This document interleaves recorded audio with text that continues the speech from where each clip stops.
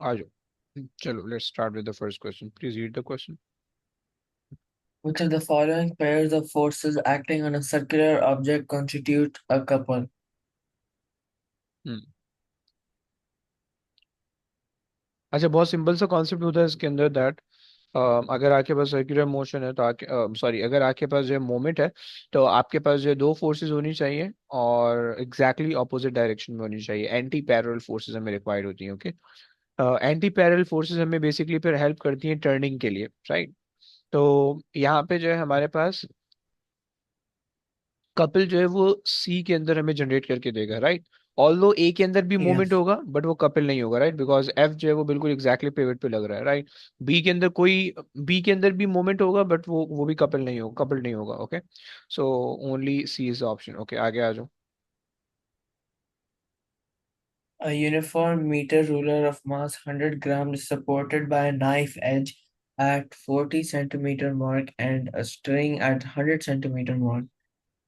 The string passes around a frictionless pulley and carries the mass 20 grams as shown in the diagram. At which mark of the ruler must on the ruler must a 50-gram mass be suspended so that the ruler balances.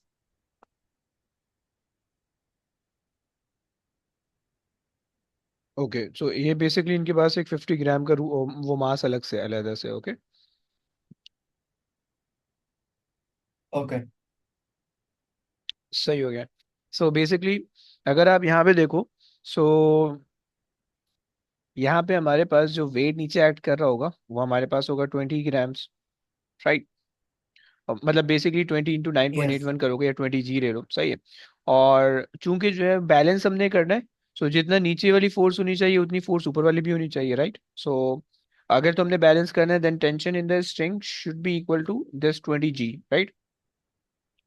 और Yes, हमें sir. पता होता है कि भाई हमारे पास जो है वो टेंशन इन द स्ट्रिंग हमेशा पुली की तरफ होती है, राइट। तो हमें पता चल गया। और हमें ये भी पता चल गया कि tension over here would also be 20 g, right, क्योंकि हम कहते हैं कि टेंशन सेम है थ्रू आउट। ओके, चलो ये बात हो गई, सही है। सो ये जो है वो हमें क्लॉकवाइज मूवमेंट जनरेट करके देगा। नहीं, एंटी क्लॉकवाइज जनरेट करके देगा, राइट।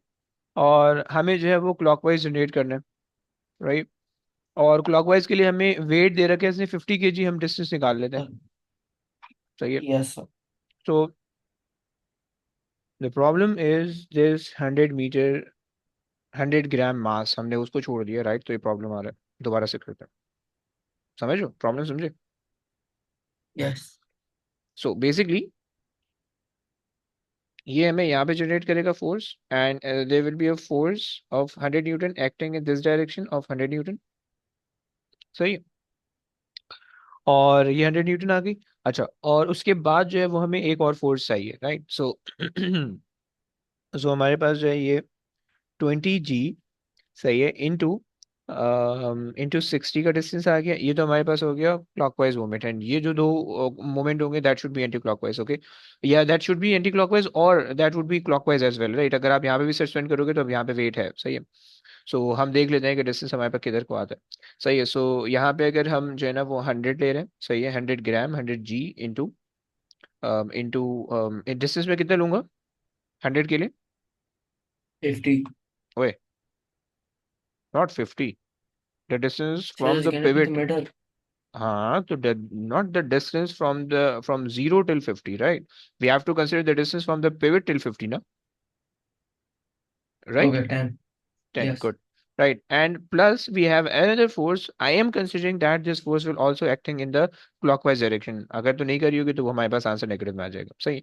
सो लेट्स से कि भाई हमारे पास जो अदर फोर्स है that is 50 gram and we don't know the distance. Okay, now G Okay. And G हम कॉमन लेके जी से कैंसिल कर सकते हैं, right. So we will be left with 20 × 60 minus अच्छा 2 6 12, तो ये हो जाएगा 1200, सही है। And then that would be 1000, right, is equals to 50। Okay, and 50 x। Okay, so ये हो जाएगा 200 डिवाइडेड बाय 50, सो आ जाएगा 4, सही हो गया। x हमारे पास आ रहा है 4। अच्छा जी, अब ये 4 कहाँ पे होगा? कैन यू टेल मी कि ये 4 किधर होगा? Would that be just a हमारा आंसर होगा, या 44 हमारा आंसर होगा? E44. And why not 4? So because it will create uh, more clockwise movement. It's going to move the ruler. So it's going to be from the pivot okay 44. okay, so basically initially we assume that this force, this mass, 50 kg mass is also acting in this from this point, right? And that is why I am adding this with a clockwise movement, right? ये clockwise वाले सही है, और मैंने इसको clockwise के अंदर add किया हुआ है, राइट? ऐसे ही ना? तो ऐसे ऐसे भी आप कह Yes. सकते हो। क्लियर हो गया? चलो परफेक्ट, सही हो गया, चले। अच्छा जी, इसको देख लो please. The diagram shows four forces applied to a circular object. Which of the following describes the resultant force and the resultant torque on the object?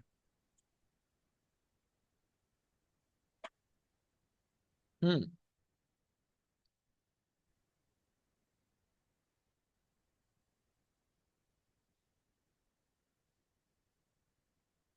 अगर तो आप इसको देखो तो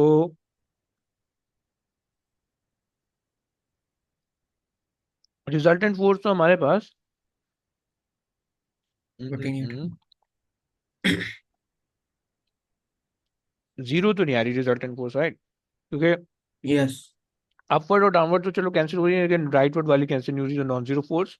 एंड मोमेंट हमारे पास 20-20 कैंसिल हो रहे हैं, लेकिन 30-30 कैंसिल नहीं हो रहे, तो नॉन जीरो सही है।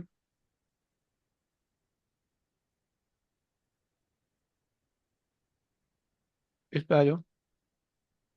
A spanner is used to tighten a nut as shown. The force F is applied at right angles to the spanner at distance of 0.25 meters from the center of the nut. When the nut is fully tightened, the force applied is 200 newtons. What is the resistive torque in anti-clockwise direction, preventing further tightening? हम्म, अच्छा जी, क्या करें? So we have to calculate anti-clockwise movement and then clockwise movement. And that should be equal, right? क्योंकि उसने कहा कि fully tight हो रहा है। Yes, and this should be equal. Perfect. So अगर हम देखें, सो हमारे पास ये जो है वो क्लॉकवाइज मोमेंट हम जनरेट कर रहे हैं, एंड यहाँ से हमारे पास एंटी क्लॉकवाइज जनरेट होगा, राइट? जो कि क्योंकि रेजिस्टिव फोर्स या फ्रिक्शन जो है वो उसके लिए हमें कांटेक्ट रिक्वायर्ड है, राइट? और कांटेक्ट यहाँ पे बन रहा है नट का। तो हम कह सकते हैं Yes, कि भाई 200 इंटू 0.25 मल्टीप्लाई करो, कितना आता है? that will become 1/4 ना? 50. 50 सही है। तो 50 इज आंसर है, समझे समझे? So do we not have to calculate anti-clockwise? Actually, they're saying when the nut is fully tightened, so जब नट फुली टाइटन हो गया होगा, तो जो क्लॉकवाइज मूवमेंट होगा वही एंटी क्लॉकवाइज मूवमेंट होगा, नहीं? यस और no? So they're asking resistive torque in anti-clockwise direction. Yes. So this is the actual torque that we are applying in the clockwise direction, right? और इन्होंने condition दी हुई है कि that the nut is fully tightened, which mean the nut is in equilibrium, right? So the clockwise movement should be equal to anti-clockwise movement in this case, right? Okay. Okay, yes, sir, I right. understood. और दूसरी चीज ये कि इन्होंने resistive force दे ही नहीं रखी, तो आप निकालोगे कैसे? एंटी क्लॉकवाइज मूवमेंट के लिए आपने एंटी क्लॉकवाइज फोर्स निकालनी पड़ेगी, then you multiply that anti clockwise force with distance of 0.04, तो वो आपको आंसर देगा, समझ लो? Okay. यानी आपको जो है ना फिर उसके लिए ये करना पड़ेगा इंटू एफ और इंटू 0.04, सही है। तो उस एफ को जो है आप यहाँ पे डिवाइड करोगे, उस 0.04 को जब आप यहाँ पे डिवाइड करोगे, so will get the resistive force. And जो भी आपके पास रेजिस्टिव फोर्स आएगी, आप उसको मल्टीप्लाई करोगे अगेन विद 0.04, राइट? तो बात तो वही हो जाएगी ना, जब when you are multiplying it again with 0.04, तो ये कैंसिल हो जाएगा, so the only thing remain is this thing. Okay, getting ना? नहीं समझ में आया ना? ऊपर से गया ना? Yes, sir. No, sir, I understood. चलो ओके, आगे आ जाते हैं, ये कर लो।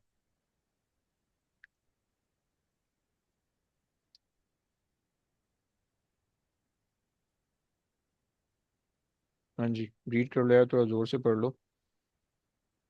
Two parallel forces, each of magnitude F, act on a body as shown. What is the magnitude of the torque on the body produced by these forces? Hmm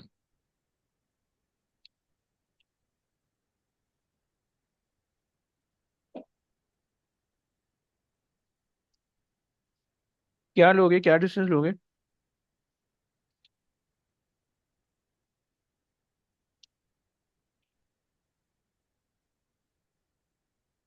Well, it should be S. And the reason? It should be perpendicular to the force. Very good. So would that be 2fs और just fs?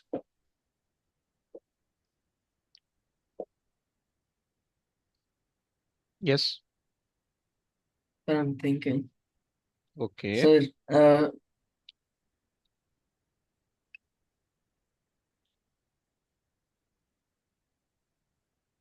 sir, FS. And why not 2fs?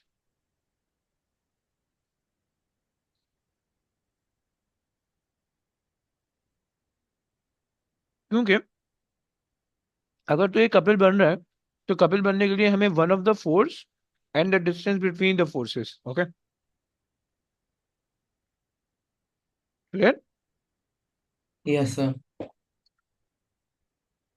Okay, ये try कर लो. A hinge door is held closed in a horizontal position by a cable. Three forces act on the door: the weight of the door, the tension in the cable, and the force H on the hinge. Which list gives the three forces in increasing order of magnitude?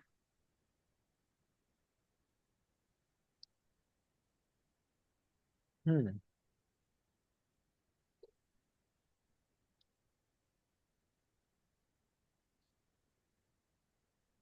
अच्छा जी. Sir, will it be A? Will it be, अच्छा, H, W सबसे ज्यादा increase होगा. और It या will be WTH. um Because, yeah, sir, from further away from the pivot is going to be the less force is required, less magnitude. Okay. तो चलो, तो हमें हिंज पे, अगर तो हिंज है तो उस पे तो कोई फोर्स नहीं होगी, फिर हिंज पे चलो सबसे ज्यादा, सबसे कम फोर्स होगी. अगर आप ए कह रहे हो तो हिंज पे सबसे कम फोर्स होगी, टी पे उससे ज्यादा और डब्ल्यू पे उससे ज्यादा. Yes. Let's check it. इसका सी बन रहा, इसका सी बन रहा, इसका उल्टा बन रहा. Sir, is it because T is negative? I guess. अगर तो आपके पास हिंज है तो अगर आप ये देखो, इसका जो फोर्स है ये ऊपर लग रही होगी, और ये जो, ये वाली जो फोर्स होगी ये यहाँ पे डाउनवर्ड लग रही होगी, सही है. एंड ये दोनों जो है वो इसको इस डायरेक्शन में घुमा रहे होंगे, ये उसको उस डायरेक्शन में घुमा रहा होगा, right. So T should be maximum in order to balance the rest of the two forces. So T should be greater than the rest of the two forces, right? Or Yes. since W is far away from the pivot, so छोटी छोटी force भी होगी तो भी W का moment ज्यादा हो जाएगा. Okay, so yes, okay, clear हो गया ना? चलो आ जाओ, इस पे आ जाओ. Yes, sir. A uniform beam of weight 50 newtons is 3 meters long and is supported on a pivot situated 1 meters from one end. When the load of weight W is hung from that end, a beam is in equilibrium as shown in the diagram. What is the value of W? I hope so ये तो आसान सा होगा कि आपके पास जो है 50 Newton का वेट दिया हुआ है और 3 मीटर की रॉड है, सही है. तो ये 50 कहाँ से ऐड करेगा, कितने डिस्टेंस से ऐड करेगा? Sir, 1 meter. वो आई, ओए, 50 50 नॉट डब्ल्यू. So two. आई है अबे, कम ऑन ब्रो। 50 वेट है ना, और वेट जो है Yes. वो सेंटर से एक्ट करते हैं, सही है। इसको अगर आप सेंटर, 1.5. अबे हा, Sir, that is the center. Okay but what is the distance from the pivot? You are suppose to tell me the distance from the pivot ना। नो, दैट शुड बी 0.5 ना। ओके 0.5. ब्रो, इसमें distance बहुत ज्यादा confuse करने वाले हैं। अच्छा जी, fine. सो ये इधर घुमाएगा, ये उधर घुमाएगा, सो 50 into 0.5 is equals to 1 into W, सही है। सो 0.5 is 1/225। 25 Newton. चलो आगे आ जाओ, ये कर लो। A long uniform beam is pivoted from one end. A force of 300 newtons is applied to hold the beam horizontally. What is the weight of the beam? Hmm, pivot आपको दिया हुआ है,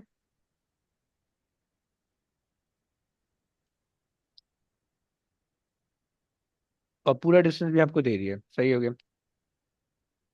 उसने कहा लॉन्ग यूनिफॉर्म बीम है, तो देखो ये चीज पढ़ के आपको ये पता चल जाना चाहिए कि वेट जो है वो बिल्कुल सेंटर साइड करेगा।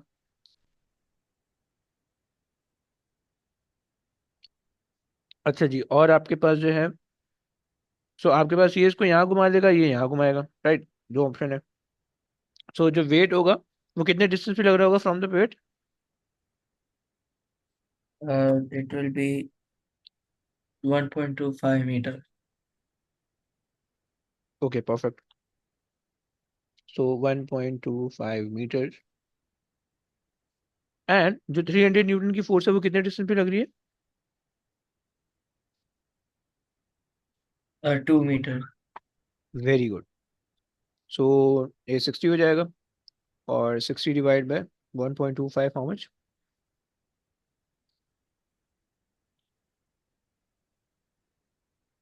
48. परफेक्ट, 48।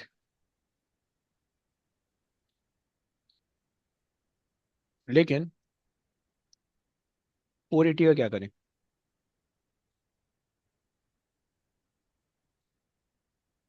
अच्छा सॉरी, That will सही be है, 300 सही, newton, हाँ सही सही सही, हाँ सही है, सॉरी। not 30. सही है, आगे आ जाओ।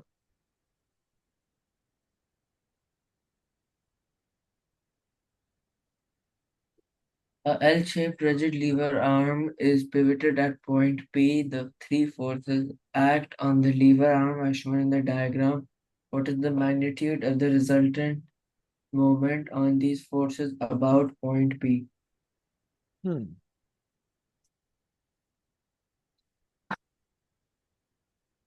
अब रिजल्टेंट मूवमेंट पूछ रहा है, इसका मतलब है क्लॉकवाइज एंटी क्लॉकवाइज को आपने ऐड सब्ट्रैक्ट करना है, okay.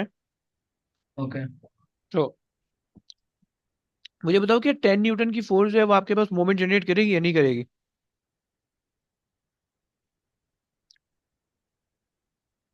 Yes, what do you say? No, any reason for that? sir. How will it generate moment? Why not? It will be in anti-clockwise or clockwise. Obviously बात है, anti clockwise है ना, confusing So, ना। sir, then it will generate moment. क्या ये तो मुझसे पूछिए, तुम जवाब दे रहे हो, ये तो चीटिंग है। No, sir, it will generate moment. अच्छा, फाइन। लेकिन लेकिन आपको कैसे पता चल रहा है, वो तो पैरेलल नहीं लग रही, मतलब उसका कोई परपेंडिकुलर डिस्टेंस ही Sir, नहीं आ रहा। it should. Sir, I was just confused. It's between the pivot and it's perpendicular to the pivot. I mean, parallel to the pivot. Then it will not generate. Okay अच्छा, तो मतलब मुझसे पूछिए तो मुझे answer चिपका रहे हो। अच्छा ओके, चलो फाइन। सो बेसिकली अगर तो आप 10 न्यूटन की फोर्स को कंसिडर करोगे, then this will be your distance, okay. This is the perpendicular distance जिस पे 10 न्यूटन ऐड करेगा, राइट। और जब आप 5 न्यूटन और 20 न्यूटन की फोर्स को बात करोगे तो उसके लिए आपके पास ये वाले डिस्टेंसेस होंगे, ये वाले, सही, ये वाले डिस्टेंसेस होंगे। सही हो गया। अच्छा जी, अब हमें कैसे पता चलेगा कि क्लॉकवाइज है एंटी क्लॉकवाइज है? देखो, पिवट के जिस तरफ भी फोर्स लग रही होगी वो पिवट की तरफ लेके आएगी फोर्स को, राइट? सो ये यूं घुमाएगा, ये भी यूं घुमाएगा, right? And this will make the L shape pivot in this direction, right? Move in this direction. Now हमारे पास जो है दो दो फोर्सेस हैं जिनको हमने, दो मोमेंट है जिनको ऐड करना है और एक को सब्ट्रैक्ट करना है, सही है? सो 10 तो हमें स्ट्रेट अवे पता चल रहा है। सो 10 तो हमें स्ट्रेट अवे पता चल रहा है, वो डिस्टेंस 2 मीटर पे लग रहा है, राइट? प्लस ये 5 न्यूटन कितने डिस्टेंस पे लग रहा है भाई, बता सकते हो? Yes.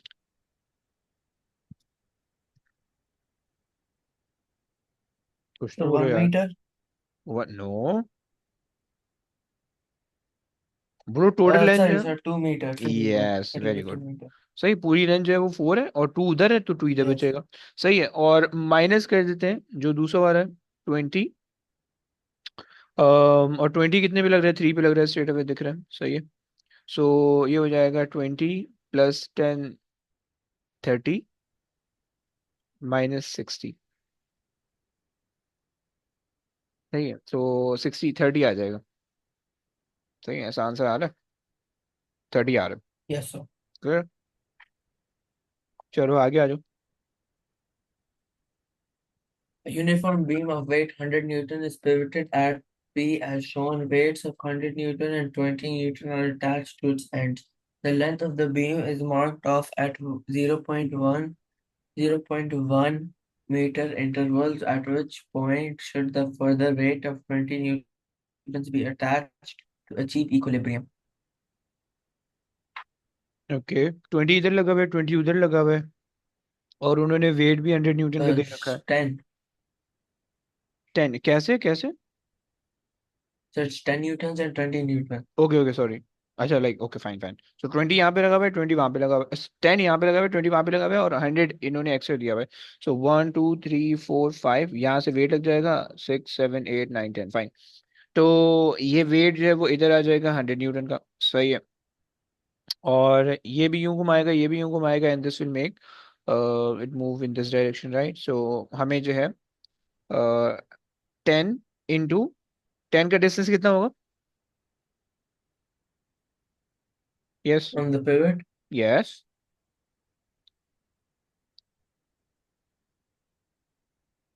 so it is 0.6. Very good, क्योंकि यहाँ से जब ये एक डब्बा 0.1 का है, दो डब्बे 0.2 और 6 डब्बे 0.6 के, परफेक्ट। एंड प्लस कर लेते हैं 100, वो सिर्फ 0.1 पे लग रहा है, सही है। और इज माइनस कर देते हैं 20 को, मैं रिजल्टेंट मोमेंट निकाल रहा हूँ, जितना रिजल्टेंट मोमेंट आएगा हमें सिर्फ उसको बैलेंस करना है, ओके? सो Okay. -20, सही है, और 20 जो है वो मेरे पास 0.4 पे लग रहा है, 0.4 पे, right? So that will be 6, this will be 10, right? And this will be 4 and 8, okay? So 6 + 10 16 -8 8, right? So यहाँ पे एक्स्ट्रा, यहाँ पे जो है वो यानी हमारे पास एंटी क्लॉकवाइज मोमेंट जो है वो 8 बच रहा है, so we should have a clockwise moment of कितने का? क्लॉकवाइज मूवमेंट हमें चाहिए होगा 8 का, सही है। हमें जो है eight which point should be a further 20 Newton force, 20 Newton force हमें जो है वो फर्दर ऐड करनी है, सही है। सो इस 8 को बैलेंस करने के लिए हमने 20 न्यूटन की फोर्स ऐड करनी है एट सर्टेन डिस्टेंस। तो वो डिस्टेंस हमारे पास आ जाएगा 8 / 20 × x। तो 8 1 ज़ा 4 2 ज़ा 8, 4 5 ज़ा 20, सही। 0.4. 0.4, ओके। और हमें ये बात पता है कि we have to generate a clockwise moment, right, at a distance of 0.4। तो हम जो हैं किधर लगा सकते हैं? उस हिसाब से हमारे पास आ रहा होगा, पिवट से अगर हम देखिए, पिवट से 0.4 आ रहा है। सो 1 2 3 4 ए पे आ रहा है। और अगर हम यहाँ से देखें, 1 2 3 4 यहाँ पे मेरे ख्याल से तो डी होना चाहिए इसका, लेकिन ये मैंने आंसर जो है वो, अच्छा चलो एक और होशियारी कर लेते हैं। मुझे एक चीज़ गलत लग रही है। 10 × 0.6, ओके, प्लस 100 × 0.1, और मैं कह रहा हूँ कि भाई इक्वल्स टू 20 इंटू 0.4, सही है। और ये मेरे पास आ रहा है एंटी क्लॉकवाइज, राइट, और ये मेरे पास है क्लॉकवाइज, सही है। और प्लस मैं ऐड कर रहा हूँ 20 न्यूटन, और इसका डिस्टेंस मैं एक्स ले रहा हूँ, सही है। सो अगर मैं 10 इंटू 6 करूँगा तो 6 हो जाएगा, प्लस 10 हो जाएगा, इज इक्वल्स टू, ये हो जाएगा 2 4 8, सही है। Yes, I'm और getting 0.4. अच्छा, तो इसका मतलब है कि एक्स हमारे पास आ रहा है 0.4, इस डायरेक्शन में आ रहा है उस केस में फिर। So in which direction? एक मिनट 0.4, और ये हमारे पास आ रहा है। अच्छा, हमने बेसिकली एक्स को लिया हुआ है क्लॉकवाइज डायरेक्शन में, यानी क्लॉकवाइज वाली साइड पे लिया, मतलब क्लॉकवाइज मूवमेंट जनरेट करवाएगा एक्स, सही है। हमने ये एज्यूम किया, तो हमारे पास माइनस में डिस्टेंस नहीं आ रहा, तो क्लॉकवाइज यानी यहाँ पे हमारे पास होना चाहिए, तो it should be D and not be, सही हो गया। Yes, sir. चलो। 2005%, सही है, आगे आ जाओ। Force F is applied to a beam at distance d from a pivot. The force acts at an angle theta to a line perpendicular to the beam. Which combination will cause the largest turning effect about the pivot?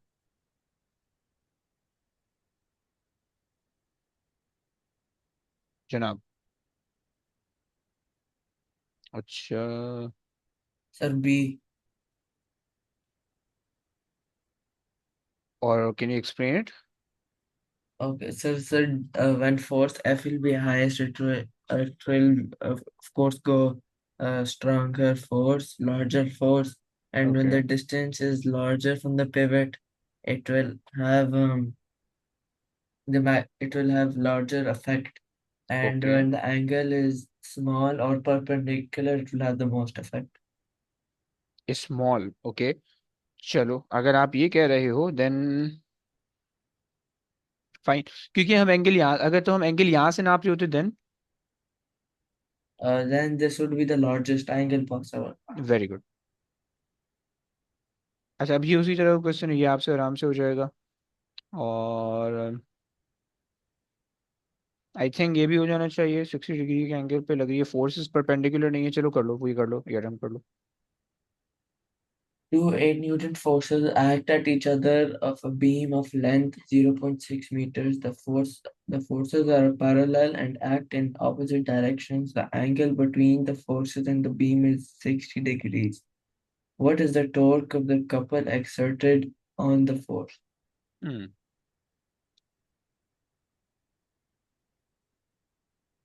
जनाब,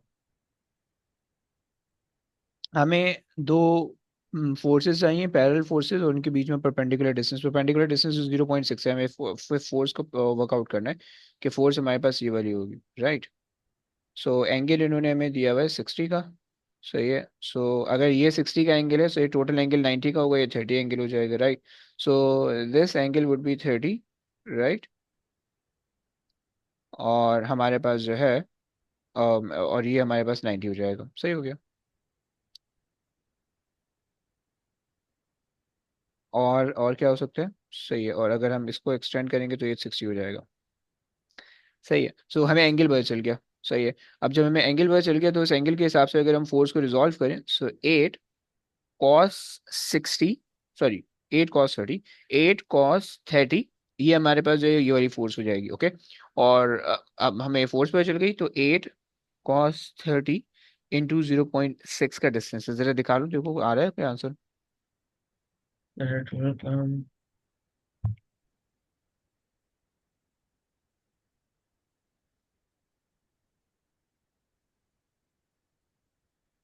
0.74. अबे ऐसा तो answer भी नहीं है कोई। 0.74, इसमें हमने वेट तो नहीं मिस किया? नहीं, वेट तो नहीं मिस किया। एंगल तो सही लिया हुआ है, एंगल भी सही लिया हुआ है। 8 cos 30 times 0.6. Hmm, I am getting 4.2। आपका कैलकुलेटर रेडियन में तो नहीं है? Yeah, sir, it is in radians. क्या बात है। सही है। अच्छा जनाब, Yes, sir, चलो। 4.2. परफेक्ट। अच्छा जी, ये वाला क्वेश्चन, अच्छा ये दो क्वेश्चन है टाइट किस्म के। हाँ, एक दो क्वेश्चन और करते हैं, नहीं थोड़े से और करते हैं। चलो। हम्म। आ जाओ, ये कर लो। A uniform ladder rests against a vertical wall where there is negligible friction. The bottom of the ladder rests on a rough ground where there is friction. The top of the ladder is at height h above the ground, and the foot of the ladder is at a distance 2a from the wall. Which equation is formed by taking moment? हम्म। अब ये जो है थोड़ा सा अजीब सा question यहाँ पे। अम, अगर हम इस वाले पॉइंट को मान के इक्वेशन बनाएं, क्योंकि इन्होंने कहा है कि रफ नीचे वाला सरफेस जो है वो रफ है, सही है। सो ये एफ जो है वो कांटेक्ट फोर्स हो जाएगी, सही है। और the top of the ladder is at height H above the ground of the foot. नहीं, इन्होंने ladder rest on the rough ground, okay सही है। सो अगर हम देखें, सो हमारे पास, लेकिन चलो अगर मैं इसको यूं जनरेट करवाऊं मोमेंट, सही है, तो ये यहाँ से आ जाएगा और ये चले जाएगा यूं, सही है। और ये वाले जो मोमेंट होगी वो जीरो हो जाएंगे, सही। अगर मैं इस वाले पॉइंट को पिवट मानूं, so only force F and W generates the moment, और इसके अलावा कोई भी जो है वो मोमेंट नहीं जनरेट करेगा। तो लेकिन उस हिसाब से कोई इक्वेशन हमें नहीं दी हुई, तो हम इसको चेंज कर लेते हैं, सही। इस पॉइंट के बजाय हम अगर इसको पिवट मान लें, अ, तो उससे हमारे पास हो जाएगा फिर। तो अगर हम उस केस के अंदर देखें, तो एफ, अब ये जो है, हम्म, वो यूं घुमाएगा ऑब्जेक्ट को, ये यूं घुमाएगा ऑब्जेक्ट को, राइट। एंड ये जो है वो यूं घुमाएगा ऑब्जेक्ट को, राइट। चलो ये तीन फोर्सेस अगर हम लेके करें, सो हमारे पास जो है वो एफ आ जाएगा इंटू एच, ओके। ये आ जाएगा एफ इंटू एच, सही है। एंड डब्ल्यू जो है वो हमारे पास हो जाएगा प्लस डब्ल्यू इंटू ए, सही है, क्योंकि जो है ये दोनों एक ही डायरेक्शन में, ये भी क्लॉकवाइज है और ये भी क्लॉकवाइज है। और हमारे पास ये वाले एफ की कोई वो नहीं होगी, क्योंकि इसका परपेंडिकुलर डिस्टेंस जीरो आ रहा है। और जो डब्ल्यू है उसका चूंकि एंटी क्लॉकवाइज आ रहा है, so that should be equal to 2a, W times 2a, right. So ये ए बन रही है हमारे पास। और अगर हम इस चीज को पिवट मान के अज्यूम करें, तो हमारे पास फिर उस केस के अंदर क्या होगा कि ये इस डायरेक्शन में मूव करवाएगी, और ये इस डायरेक्शन में मूव करवाएगा, और ये भी इस डायरेक्शन में मूव करवाएगी। So this is also a possibility कि अगर हम यहाँ पे इसको मान के करें, सो इस केस के अंदर जो है, अम, ये दो फोर्सेस जो है वो सेम डायरेक्शन में मूवमेंट जनरेट कर रही है, और वो वाली डब्ल्यू जो है वो एक अलग डायरेक्शन में जनरेट कर रही है, सही है। सो ये जो वेट है, दिस इज एक्टिंग एट ए, सही है, क्योंकि उस, Yes. और क्योंकि ये वाला डिस्टेंस तो पैरेलल है, राइट। तो हम ये इस केस के अंदर नहीं कंसिडर कर सकते, we have to consider the distance from this point, okay. So and we are assuming that this is a pivot, okay. So W A plus ये वाली जो एफ की फोर्स है, this is acting at a distance of H and not two A, क्योंकि वो parallel distance है, okay. So F और H, सही, इक्वल्स टू ये वाला जो डब्ल्यू है that is perpendicular with two A and parallel to the H, so we can say that W times two A, right. So दोनों दोनों cases से हमारे पास ए ही बन रहा है, right. Whether we assume the pivot at this point और the pivot at this point, और if we assume the pivot, if we are assuming, तो उसमें तो नहीं बन रहा था हमारे पास। अगर हम यहाँ पे भी लेके पिवट करें, तो क्या हमारे पास सेम बन रही है? ट्राई मैं अगर करूँ, मैंने सिर्फ देखा था वहां पे, अगर हम देखें कि let's say this is the pivot, तो इस केस के अंदर ये वाली फोर्स जो होगी वो यू घुमाएगी, सही है, परपेंडिकुलर डिस्टेंस है, ये वाली फोर्स हमें यू घुमा देगी। एंड ये दो फोर्सेस एक्ट ही नहीं कर रही होंगी, क्योंकि दोनों पिवट के एग्जैक्टली ऊपर वो कर रही है। सो हमारे पास जो हो जाएगा वो एफ इंटू एच हो जाएगा और डब्ल्यू इंटू ए हो जाएगा। वो वाली कोई इक्वेशन दे नहीं रखी उसने। सही हो गया, चलो क्लियर हो गया। Yes, sir. आ जाओ इस पे आ जाओ। A spindle is attached at one end to the center of a lever 0.2 meters long and its other end to the center of a disc radius 0.2 meters. A cord is wrapped around the disc, passes over a pulley and is attached to a 900 Newton weight. Perfect. What is the minimum force F applied to each end of the lever that could lift the weight? हम्म। ये थोड़ा सा अजीब सा question लग रहा है। इसके अंदर पुली भी आ रही है और इसके अंदर जो है वो टॉर्क कपिल भी आ रहा है, दो दो जगह पे। सही है। अगर तो 900 की फोर्स नीचे है, सही है, और इन्होंने कहा हुआ है कि लिफ्ट द वेट या बैलेंस करने के लिए तो आपके पास जो है वो 900 के ऊपर भी होनी चाहिए, राइट, इधर। सही है, टेंशन जो कि आपके हो गए, सही है, और यहाँ पे 900 की टेंशन इधर होनी चाहिए। सही है भाई, आप समझ रहे हो ना? Yes, sir. Yes. Perfect. And आपको दिया हुआ ये जो डिस्क है, this has a perpendicular distance of 0.2 from the pivot, right. So अब ये बेसिकली मोमेंट यहाँ पे अप्लाई हो रहा है, ओके। सो अब अगर आप देखो तो ये जो है वो जो है ना सिस्टम को यू मूव कराएगा। सही है। और ये जो है वो सिस्टम को यू मूव कराएगा, ओके। मोमेंट समझ में आ रहा है? Okay. Yes, sir. सही हो गया। सो एक क्लॉकवाइज है एक anti clockwise, you just need to equate them, right. So 900 into 0.2, right. और ऊपर जो है वो कपिल लग रहा है। सो आप one of the force and the distance between the two force, okay, ये आ जाएगा। सही है। सो 900 इंटू 0.2 डिवाइडेड बाई 1.2। कोई आ रहा है ऐसा आंसर? It will,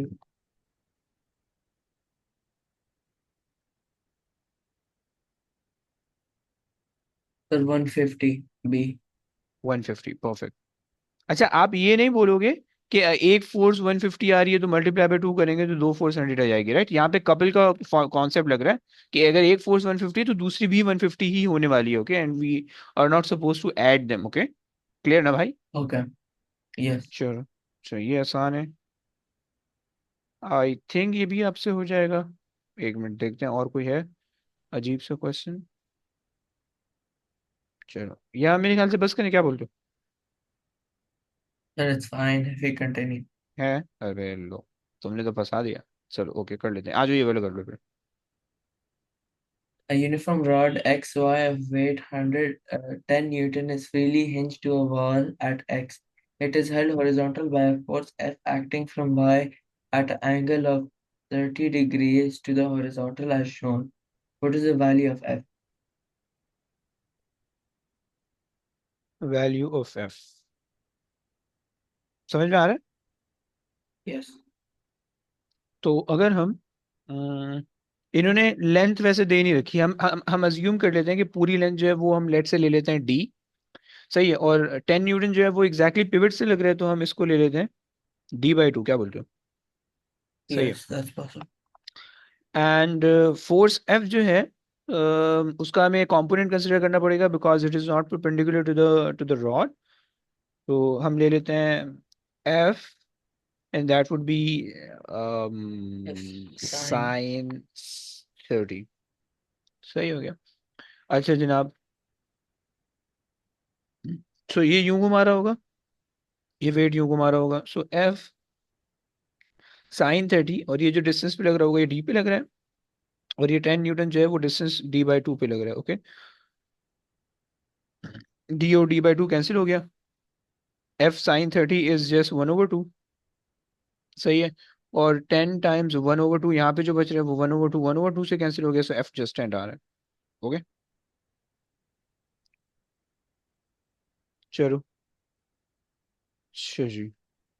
अच्छा, इस तरह का एक क्वेश्चन अभी हम ऊपर करके आ रहे हैं, ये वाले जो डायगोनल वाले हैं, ये रहा। सही है। सो आई होप सो ये आपसे हो जाएगा। You just need to consider the perpendicular distances ये वाली डायरेक्शन में। Yes. सही है। और ये पूरा एंगल 90 का होगा तो 50 यहाँ दे रखा है, 40 वो हो जाएगा। सही है। और इसी तरह से यहाँ पे भी कर लोगे। सही है। और इन्होंने यहाँ पे पूछा हुआ है कि क्लॉकवाइज मोमेंट ये पूछ रहे हैं बस। सही है।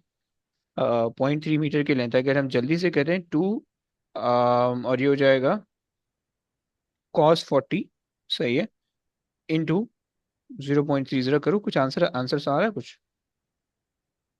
0.459, सही है, 0.46।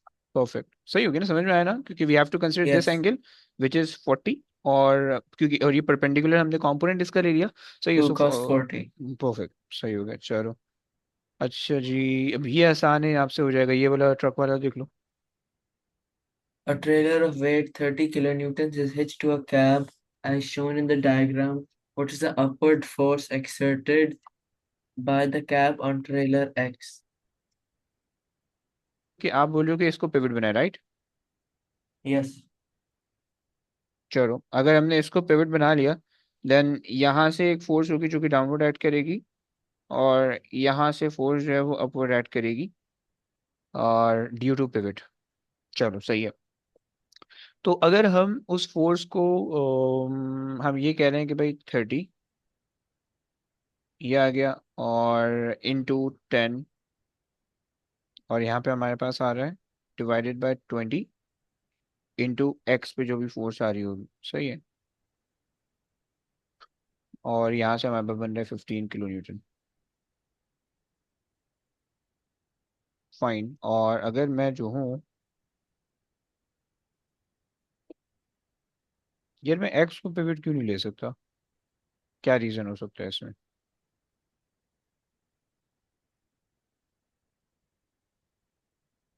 अगर तो वेट ऑफ द ट्रेलर यहाँ से ऐड कर रहा है, सही है, कैब जो होगी, कैब जो होगा वो इधर फोर्स लगाएगा, या चलो सही है, ओके, ये कर लेते हैं। आ जाओ, आ जाओ, आगे चलते हैं। ये इन्होंने फालतू की लंबी की हुई है, ये अटेम्प्ट कर लो।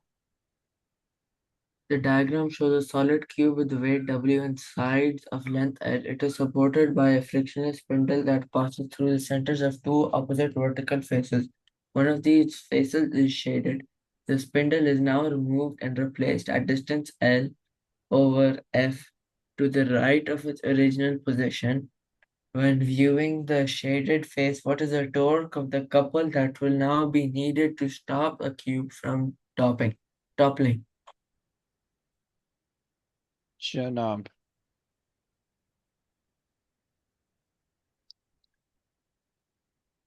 अच्छा,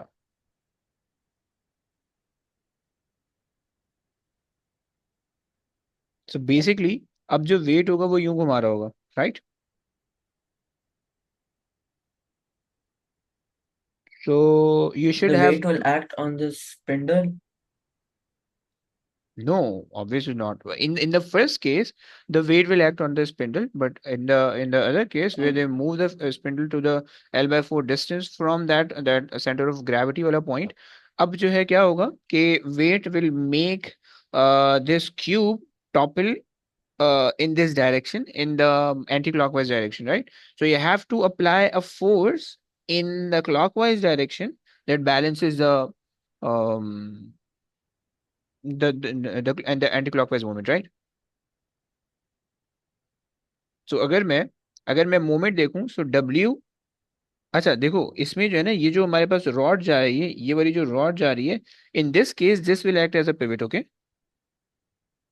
Okay, sir. and from this pivot this distance is actually perpendicular to the weight, so this will make the cube topple, right? so ये हो जाएगा L/4, ओके, ये तो हमारे पास आ गया, और ये हमारे पास आया एंटी क्लॉकवाइज मूवमेंट, ओके। लेकिन हमें जो है इतना ही मैग्नीट्यूड का क्लॉकवाइज मोमेंट चाहिए होगा, ताकि हम इसको जो है ना बॉक्स को होल्ड करके रख सके, ऐसे ही होगा? यस और नो, व्हाट यू से? Yes. So that should B this clockwise and, okay, Okay. सही हो गया। A student balances a 30 centimeter ruler on a circumset at the 15 centimeter mark. She then places a 50-gram mass on the 23 centimeter mark and a 20-gram mass on the 11 centimeter mark बेटा as क्या shown. क्या क्या ढाबे पे order दे रही हो क्या? क्या चाह रही हो? थोड़ा तो हल्के पढ़ो यार, इतना 2x पे पढ़ रही हो क्या? इजी हो जाओ, रिलैक्स हो जाओ। Which mass should she place on the 7 centimeter mark to restore the balance? Okay, अच्छा, सबसे पहले तो आपने सबसे पहले तो ये देखना है कि भाई जो आपने पिवट लगाया हुआ है, फुलकम लगाया हुआ है, ये आपके पास सेंटर में आ रहा है या नहीं आ रहा हुआ, तो क्या ऐसा है या नहीं है? जो पिवट है वो सेंटर में तो है, लग तो रहा है। अबे बोल भी रखा है ना, ऑन द वो कह रहे हैं फुलकम कि set 15 as centimetre. 15 centimetre. Okay, सही है। Yes. अच्छा जनाब चलो, आ, उसने फिर एक 50 ग्राम का मास उस पर रख दिया है, और एक जो है वो इतने ग्राम का मास रख दिया है। तो मुझे आप ये बताओ कि हमारे पास जो है पिवट, जो हमारे पास जो रूलर है, मीटर रूल, इसका जो मास होगा वो कहाँ जाएगा? क्या वो मोमेंट जनरेट करेगा, यानी उसके मास के कॉरस्पॉन्डिंग जो वेट होगा, क्या वो मोमेंट जनरेट करेगा? रूलर का। हाँ जी। um, देखो रूलर जो है वो यूनिफॉर्मली डिस्ट्रीब्यूटेड ऑब्जेक्ट है, राइट, यूनिफॉर्मली तो फिर तो डिस्ट्रीब्यूटेड नहीं मास है। नहीं करना चाहिए फिर। और क्या रीजन क्या है? सर बैलेंस है, अबे यूनिफॉर्म है, है, तो इक्विलिब्रियम वो में होगा। बैलेंस है ही नहीं। अबे तो अगर अगर बैलेंस भी है तो भी फोर्स लग सकती है, तो उससे कोई मसला नहीं है। तो मैं ये लेकिन हम थोड़ी। उसमें ये नहीं देखेंगे कि लाइक अगर हम मोमेंटम लाइक 50 ग्राम वाले का देखें और हाँ फिर हाँ। 20 ग्राम के साथ जो दूसरा वाला है उसका देखें, अगर ये दोनों मैच कर रहे हैं तो फिर उससे एक्चुअली भी मार्क्स निकालेंगे है, आई थिंक। देखो एक्चुअली आप कॉन्सेप्ट सही लगा रही हो, लेकिन थोड़ा सा इनकम्प्लीट लगा रही हो। सही देखो, आपको सबसे पहले तो ये पता है कि अगर आपके पास इस तरह की कोई भी बॉडी है कि जिसका जो है ना, जो बिल्कुल यूनिफॉर्मली डिस्ट्रीब्यूटेड मास है जिसका, तो उसका सेंटर ऑफ मास बिल्कुल सेंटर में आएगा, ऐसा ही है। हम्म। और इसका सेंटर ऑफ मास बिल्कुल एग्जैक्टली पिवट के नीचे आ रहा है, तो परपेंडिकुलर डिस्टेंस इसका जीरो हो गया, राइट, परपेंडिकुलर डिस्टेंस जीरो हो गया। तो अब इस परपेंडिकुलर डिस्टेंस के जीरो होने की वजह से इसका जो वेट होगा वो किसी काम का नहीं रहेगा। ओके, क्लियर हो गई ये बात? हम्म। हम्म। सही है। दूसरा काम, अब आपको ये पता चल गया पिवट कहाँ पे है, आपको ये भी पता चल गया कि वेट जो है वो इसके अंदर कंट्रीब्यूट नहीं कर रहा है। सो आप जो है इसको यहाँ घुमा दो, इसको यहाँ घुमा दो, सही है। ये दो आपके पास फोर्सेस हो गई, राइट। एंड आपको उसने बोला हुआ है कि 7 मार्क पे आपने एक और फोर्स रखी है, कि आपके पास आपने एक और मास रखा है कि जिससे आपका सिस्टम बैलेंस हो रहा है, राइट। तो अब आप जो है ना, दूसरी चीज हमने कही थी कि जब आपने फोर्सेस पता करा ली, तो अब आप जो है उन फोर्सेस को ना पिवट के अक्रॉस घुमा दो, तो उससे आपको ये पता चल जाएगा कि आपके पास कौन सी फोर्स किधर का मूवमेंट जनरेट कर रही है, सही है। सो हमारे पास जो है ना वो 50 से आ रहा है। अच्छा ब्रो, 50 पे मैं क्या डिस्टेंस लूँ? सो 23 माइनस 15 लेंगे। ओके, कितना बन जाएगा, 8। चलो 8 बन हम्म। गया, सही है। अच्छा, और लेफ्ट वाली तरफ जो है वो दो हमने लेने, सही है। सो हमारे पास जो है वो एक तो हमारे पास मास आ गया 20 kg का, 20 ग्राम का, सही है। और उसका क्या डिस्टेंस है? 4। 4। ओके फाइन, क्योंकि सर 15 इधर टोटल। हम मास को एज फोर्स कंसीडर करेंगे। ब्रो देखो, मास फोर्स यहाँ पे हम कंसिडर इसलिए कर सकते हैं क्योंकि राइट साइड पे भी सारे मास है, लेफ्ट साइड पे भी सारे मास है, राइट। जब तुम सिंप्लीफाई करोगे तो एंड में राइट पे भी एक मास सिंप्लीफाइड होके आएगा, लेफ्ट पे भी एक मास आएगा, तो ग्राम से ग्राम कैंसिल हो जाएगा। ओके, सो अगर तुम 9.81 भी लगाओगे उसकी जगह पे, तो वो भी एंड में आगे कैंसिल हो जाएगा। Okay, so you don't need to worry about that. Okay, समझ रहे ना भाई? जी सर सही। परफेक्ट। नाउ, सो अब यहाँ पे मेरे पास 20 आ गया, 50 आ गया, और मुझे जो है ना वो एक और वे मास इस तरह से लगाना है, सच दैट जो मेरा डिस्टेंस हो जाए वो मेरा हो जाए। अच्छा, मेरा डिस्टेंस 7 है, तो इसका क्या डिस्टेंस लेंगे, इसे क्या डिस्टेंस लोगी? 8। 8। ओके, चलो सॉल्व कर लो। कैलकुलेटर 8 है। ला देंगे। अबे उसके बगैर हो जाएगा यार। अच्छा। 5 8 से 40, जीरो लगा दो, 400 हो गया। एंड ये जी लिखने की जरूरत नहीं है, सही है। सो 2 4 ज़ा 8, सो सर वो 80 माइनस हो गया। करेंगे तो 320, तो चलो डिवाइड बाय 40 आर। सही है, सही हो गया, और ये आ जाएगा 4। समझ रहे हो ना? इसे क्लियर? जी। ओके। अच्छा जी, मुबीन जरा ये करवा दो please. A rigid uniform beam is pivoted horizontally at its midpoint. Different vertical forces are applied to different positions on the beam. In which diagram is the beam in equilibrium? हम्म। अच्छा जनाब, सबसे पहले तो उसने कहा कि रिजिड यूनिफॉर्म बीम, सही है। रिजिड यूनिफॉर्म बीम का मतलब है कि centre of mass centre of weight exactly centre में होंगे, right, centre of weight exactly centre में होगा। और जब centre of weight exactly centre में होगा तो तुम्हारे पास जो है वो वेट किसी काम का नहीं रहेगा, वो कोई मोमेंट जनरेट नहीं कर सकेगा। ऊपर हम देख के आ रहे हैं, ओके। उसने कहा कि भाई which equilibrium which rod is in equilibrium, यानी उसका क्लॉकवाइज और एंटी क्लॉकवाइज जीरो आ रहा है, ओके, जीरो आ रहा हो। सही। सो ए के अंदर तो कपिल बंधा हुआ तुम्हें दिख रहा है, राइट, और इक्वी डिस्टेंसेज हैं हर दोनों forces from pivot and they both are equal in magnitude as well, right. So A के अंदर तो कपिल और कपिल कभी भी जीरो नहीं होता क्योंकि वो किसी भी एक तरफ को टर्निंग इफेक्ट जनरेट करता है, राइट। मतलब तुम अगर अपनी गाड़ी में जा रहे हो, गाड़ी ड्राइव कर रहे हो, तुम पॉल वॉकर की तरह होशियारी कर रहे हो, सही है, और दोनों हाथ से नहीं चला रहे, एक हाथ से चला रहे हो, लेकिन अगर तुम दोनों हाथ से चलाओ एक हाथ से फिर बनेगी नहीं, सही है। सो तुम दोनों हाथ से चला रहे हो, तो जब तुम टर्न लोगे तो एक हाथ को नीचे मूव करोगे, दूसरे हाथ को ऊपर मूव करोगे, राइट। सो उस वजह से तुम्हारे पास टर्निंग इफेक्ट आ रहा है। तो जो भी कपिल होता है उसके अंदर कभी भी टर्निंग इफेक्ट जीरो नहीं होता। पहला वाला तो गलत हो गया। दूसरा वाला देखो, अगर 50 एंड ये यूं घुमा रहा है, ये सर यूं दूसरा घुमा रहा वाला है, भी नहीं होगा, 45 वो आ रहा है ना, डिस्टेंस अलग है। फाइव। जी सही है क्या? लेकिन अरे ऐसे नहीं देखना, उसमें फोर्स उसने बढ़ा रखी है, सही है ना। 5 × 10 = 50, 4 इंटू 15 वो 60 आ रहा है, इस वजह से नहीं हो सकता, ओके। तीसरा देख लेते हैं। 15 × 4 कितना आ जाएगा? 5 × 4 तो यहाँ के पास आ जाएगा 28, और 30, 56, और तुम्हारे पास और मजीद 28 लगा लो। अबे कर लो यार सॉल्व, कौन है फारिग, फारिग करा लो। सर, ये सी बनेगा, और लेफ्ट साइड पे 70 बन रहा है, राइट साइड पे भी 70। ओके। और डी हमारे पास फिर नहीं बन सकता, डी अगर हम देखें तो वो अलग अलग चले जाएगा, चलो परफेक्ट है। अच्छा, ये तो हमारे पास हो गया यूनिफॉर्म, ये बिल्कुल ऊपर जैसा है उससे रिलेट करके कर सकते हो। चलो एक ये कर लेते हैं। आप शहीर सॉल्व करवा सकते हो? शहीर है? शहीर नहीं है। जिनोविया, जिनोविया कर सकती हो सॉल्व? यस।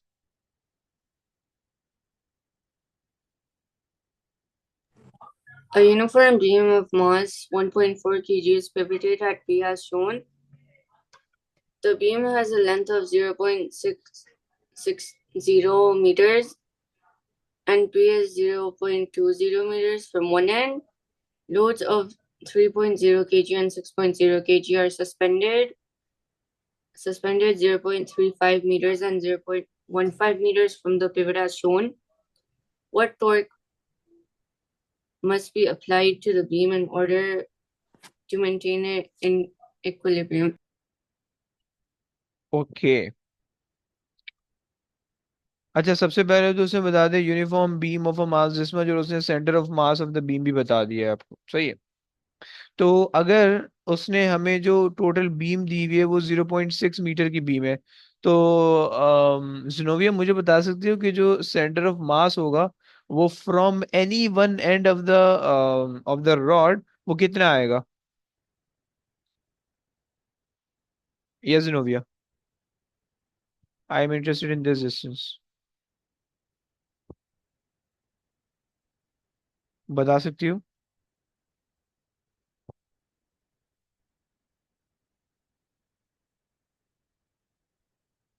उसने कहा है the beam has a length of 0.6 metres, तो इसका मतलब सर है कि 0.3 हो जाएगा। 0.3 हो जाएगा, परफेक्ट है, 0.3 आ गया, सही है।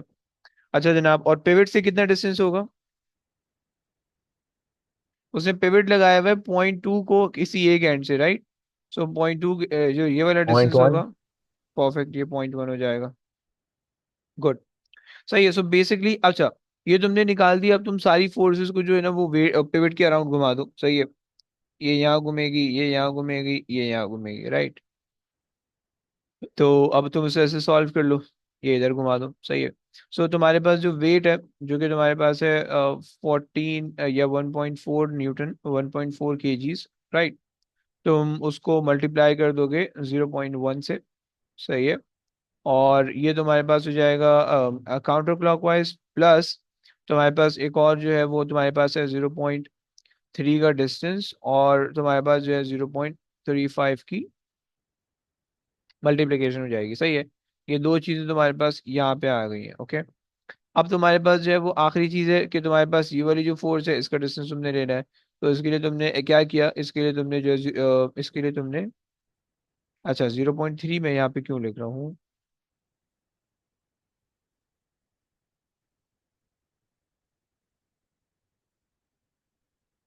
सॉरी ये वाला मास आना चाहिए ना 3 kg का।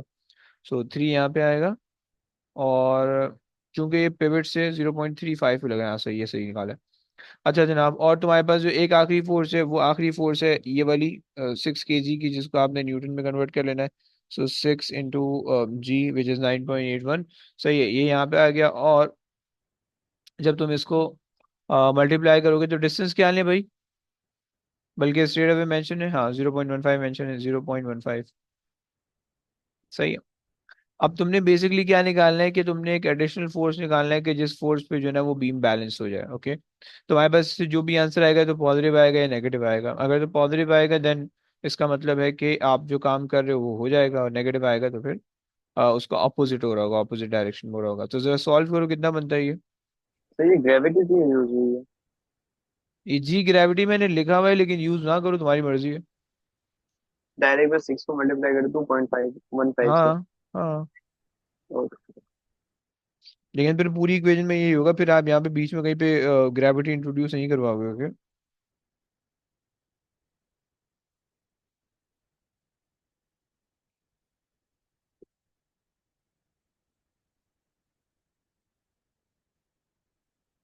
यस, कुछ आ रहा है किसी का,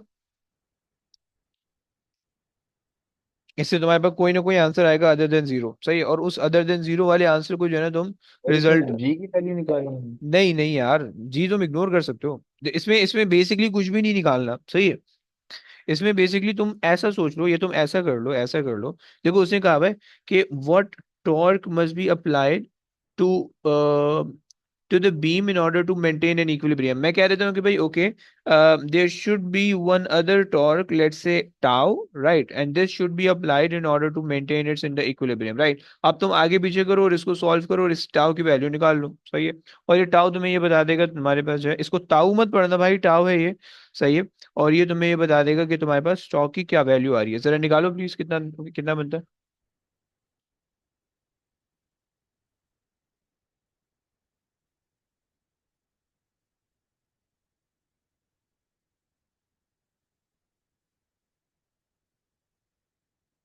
यस, कोई निकाल रहा है। Sir, मेरा आंसर 0.29 आ रहा है। 0.29 आ रहा है, जी सर, सब्ट्रैक्ट करके 0.29 आ रहा है मेरे। बस सही है। तो फिर 0.29 बच जाएगा आंसर के तौर पे। सही है, यानी जब तुम इन दोनों को सब्ट्रैक्ट करो सब चीज़ों को आसपास, तो फिर तुम्हारे पास 0.29 बचेगा, वो तुम्हारे पास फिर आंसर की फॉर्म में आ जाएगा। सही है।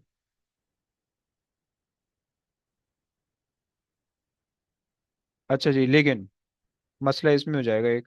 सही है, और वो मसला क्या आ रहा है,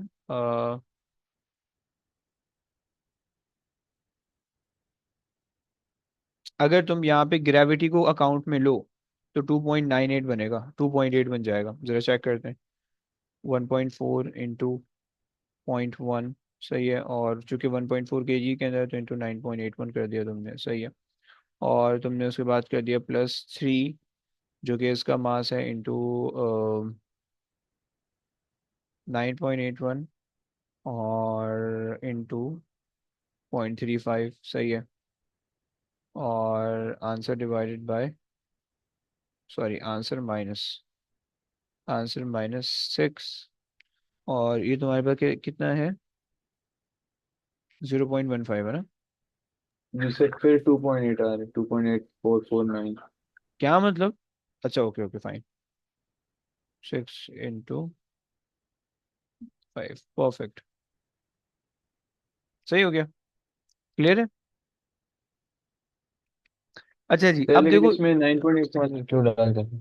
उसकी वजह, उसकी वजह ये कि यहाँ पे जो हमने टॉर्क इस्तेमाल किया है, टाओ, ये बेसिकली तुम्हें किस चीज को बताएगा, फोर्स इनटू परपेंडिकुलर डिस्टेंस को बताएगा, राइट।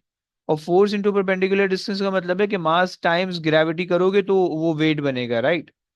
तो इस वजह से, क्योंकि you are adding an additional mass और एडिशनल वेट, कि जिसकी वजह से तुम्हारे पास ये टॉर्क जनरेट होगा, राइट।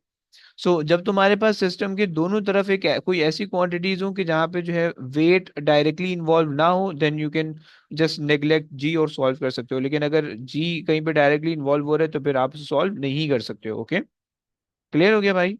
बच्चों क्लियर हो गया? Any problem? जी सर। No problem. चलो अब बस करते हैं, मेरी चार्जिंग भी खत्म हो रही है। सही है। तो अब इंशाल्लाह नेक्स्ट क्लास में, कल वाली क्लास में इसकी कुछ थोड़ा बहुत और एमसीक्यूज देखेंगे और थोड़ा थोड़ा सा पेपर 2 की तरफ लेके चलेंगे। सही है। और मैं तुम लोग को बता देता हूँ कि हम लोग जो है ना इंशाल्लाह कोशिश करके किसी एक दिन जो है ना वो मैंने टेस्ट रखना है। मोमेंट हमारा कंप्लीट हो चुका हुआ है, फोर्सेस और वर्क एनर्जी और मोमेंटम। ओके, तो इसका जो है ना फिर मैंने टेस्ट लेना है।